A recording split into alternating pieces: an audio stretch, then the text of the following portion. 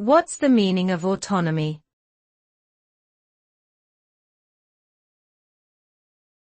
Autonomy.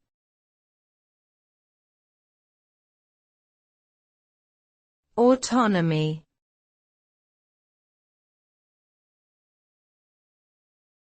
Autonomy.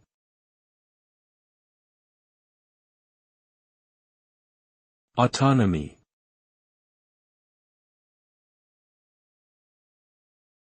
Autonomy refers to the ability of an individual or entity to make independent decisions without being influenced or controlled by external factors.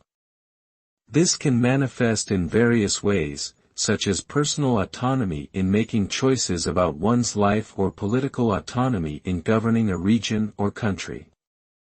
The result of autonomy is that individuals or entities have greater control over their own affairs and are able to pursue their own goals without interference.